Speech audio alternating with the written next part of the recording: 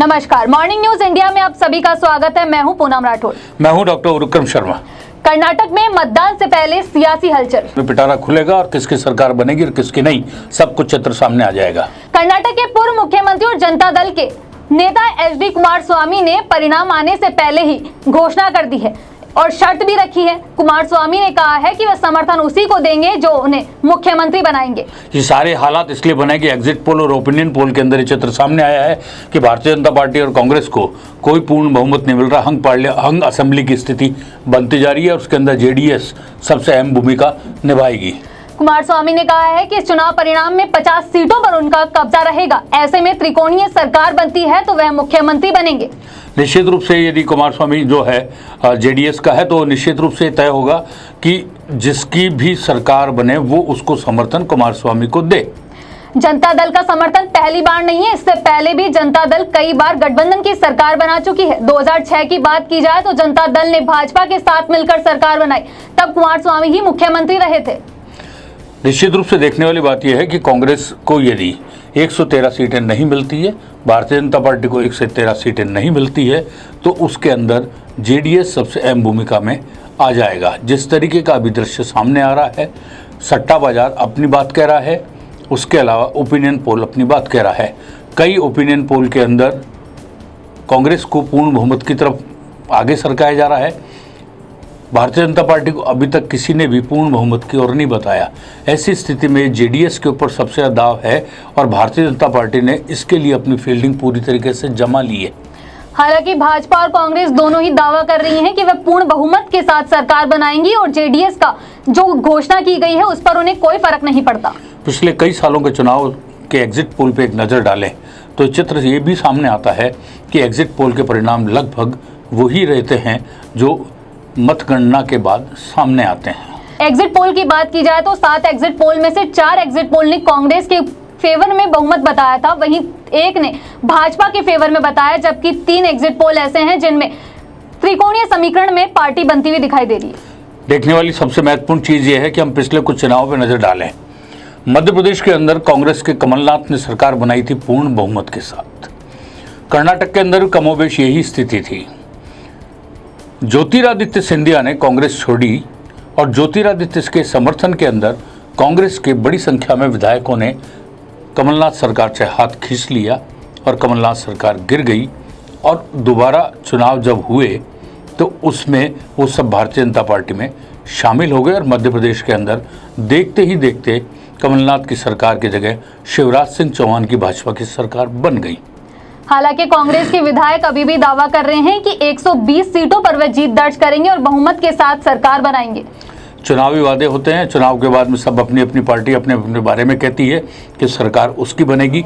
कोई भी पार्टी कभी ये नहीं कहती है कि सरकार उसकी नहीं बनेगी। कांग्रेस के प्रदेश अध्यक्ष डीके शिव कुमार की बात की जाए तो उन्होंने एग्जिट पोल के नतीजों को केवल एक थ्योरी बताया और उन्होंने कहा है कि ये सिर्फ एक थ्योरी है, अभी परिणाम आना बाकी है। आपने देखा होगा इस पूरे मामले में सब अपने अपनी बातें कर रहे हैं, दावे कर रहे हैं, लेकिन भारतीय जनता पार्टी का कोई भी बड़ा नेता अभी तक खुलकर पब्लिकली इस तरीके की बात नहीं कह रहा है कि उन्हें पूर्ण बहुमत मिल रहा है। अब Bharatiya Janata party wait and watch की स्थिति में आ गई और इसके बाद में फार्मूला 2 है, उस फार्मूला 2 पे अपना काम शुरू कर दिया है। और फार्मूला 2 के अंदर जेडीएस को साथ लेना और जेडीएस को जेडीएस की शर्तों पर साथ लेना, वो भी देखने वाली बात है। कई तरीके के कई पैमानों पर बात हो रही है, इसलिए जेडीएस के कुमारस्वामी अभी अपने पत्ते नहीं खोल रहे हैं और वो सब इस बात पे छोड़ रहे हैं कि चुनाव परिणाम आने के बाद में वो तय करेंगे कि किसकी तरफ जाना है और किसकी तरफ नहीं। हालांकि एग्जिट पोल जैसे ही सामने आए थे उसके बाद भाजपा ने कांग्रेस पर जमकर तंज भी कसा था। भाजपा ने कहा था कि अभी सब्र करें, 13 तारीख आने में समय बाकी है। बस अब वो समय आ भी गया और लगभग 48 घंटे भी नहीं बचे हैं, उसके बाद में सारी स्थिति स्पष्ट हो जाएगी। 13 तारीख बहुत महत्वपूर्ण है भारतीय जनता पार्टी के लिए। 13 का अंक भी भारतीय जनता पार्टी के लिए बहुत खतरनाक सूचक भी है।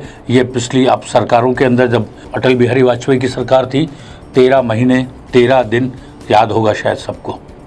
जिस तरीके से अभी की बात करी जाए तो कांग्रेस और बीजेपी दोनों ही मतगणना से पहले रणनीतियां बनाने में लग गई है। दोनों ही पार्टी अपने अपने नेताओं के साथ लगातार बैठक कर रही है। और ये सारी चीज़ें आप देखेंगे, जितने चुनाव अभी हुए उसके अंदर हॉर्स ट्रेडिंग का जो दृश्य है वो भी बनता नज़र आ रहा है, लेकिन बहुत ही अंदर खाने सारे काम चल रहा है। महाराष्ट्र के अंदर जिस तरीके से सरकार में उलट पुलट हुआ था, उससे अंदाज़ा लगा लेना चाहिए कि किस तरीके से चुनाव बाद जो गणित बदलती है वो कितनी खतरनाक होती है। अब देखना यह है कि एग्जिट पोल कहते हैं कि कांग्रेस सरकार बनाएगी, वही भाजपा दावा कर रही है कि वह खुद सरकार बनाएगी। कि वाकई में सरकार बनती किसकी है, ये कल यानी कि 13 तारीख को ही सामने आ पाएगा। बस इंतजार करिए आप थोड़े दिन और फिर चित्र आएगा सामने, और युद्ध की शुरुआत तो असली अब होगी जब तोड़ फोड़ का खेल चलेगा। यदि पूर्ण बहुमत नहीं आता है तो, और पूर्ण बहुमत नहीं आता है कांग्रेस के पास में, तो कांग्रेस के लिए समस्या सबसे बड़ी यह हो जाएगी कि कांग्रेस कुमारस्वामी की नेतृत्व वाली पार्टी के रूप में उसे समर्थन नहीं देंगे। यानी कांग्रेस कभी नहीं चाहेगी कि वो कुमारस्वामी को मुख्यमंत्री बनाए और खुद उसको सपोर्ट करे। भारतीय जनता पार्टी ये खेल कर सकती है, भारतीय जनता पार्टी कुमारस्वामी पर दाव खेल सकती है, और स्थिति कर्नाटक वाली, स्थिति महाराष्ट्र वाली, स्थिति मध्य प्रदेश वाली आने में फिर वक्त नहीं लगेगा।